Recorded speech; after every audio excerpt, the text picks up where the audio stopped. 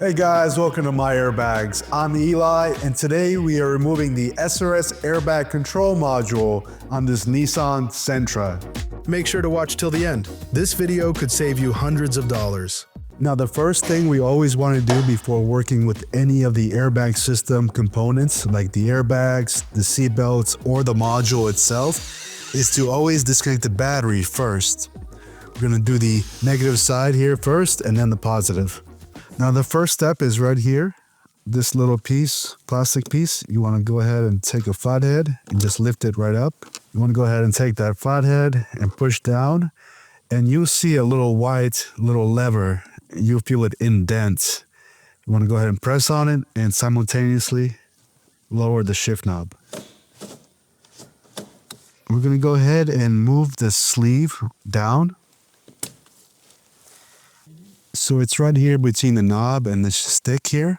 It's a little metallic piece right here, and it's under a little spring, so it's going to want to pop right out. And then you just want to go ahead and pop it right out. Here at the passenger footwell, you're going to want to go ahead and separate these two panels here, and we just need to get to this little T20 screw right here. And now we're going to do the same thing on the driver's side as well. Next, we're here in the back seat, and we need to lift up the armrest first. Then you're going to need a little flat bar. Get right underneath here and pull out. And on this plug here, you just want to pinch on this little clip here and remove it. And then on the sides here, we're going to have a 10 millimeter. And then same thing on the driver's side as well. The next step is here at the front seat again. You want to take this center console here, this whole piece. You want to get a firm grip and just pull up. It's held down by a few clips here. You can lift it up. And next we just need to remove some of these plugs that hold in the cup holder here at the front. On this Sentra model, we have about 7 plugs. And the first one here is at the push start button. You want to go ahead and squeeze on this little clip here and pull out. And the one back here by the cup holder, same idea. Press down and pull out. And the last 5 up here at the front, you want to go ahead and press down on these and pull out. In just a minute, I'll show you how to safely and easily access the module. Next step is using your T20 bit to remove these two up here.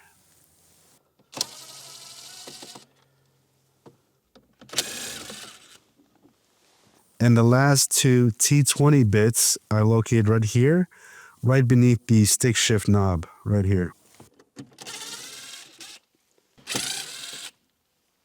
And the last step is to go ahead and remove the entire panel. It should come right up. Next, you want to grab your 10 millimeter socket here.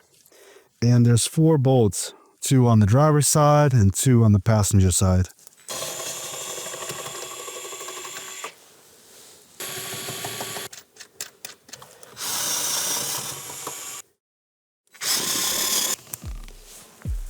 After removing the airbag module and seat belts, you can send it to MyAirBags.com for a reset. Go to MyAirBags.com, select your year, make, and model, then add the repair service to your cart. Print the label in your order, tape it to the box, and drop it off at any delivery location. If you need seat belts or any other SRS parts repaired, you can send them in the same package and order. You won't be charged until after MyAirBags has reset your module and seat belts. Once we receive your module and seat belts, our turnaround time is 24 hours. We get them in and out.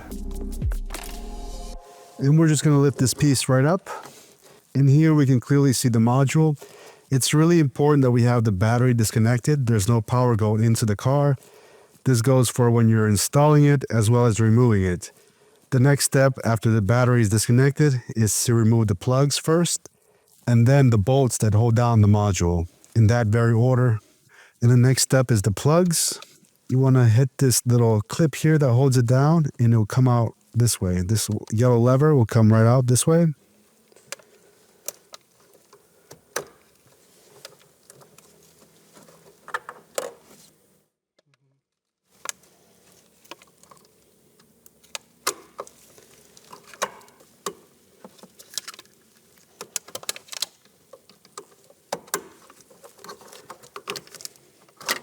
And finally, we have the 3 bolts that hold it down. There's 2 here on the passenger side and 1 on the driver's side. You're going to need a 10mm socket.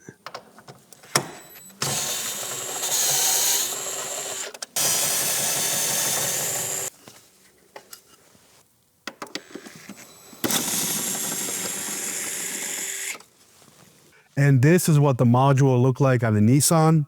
In fact, most Nissans have a similar box type.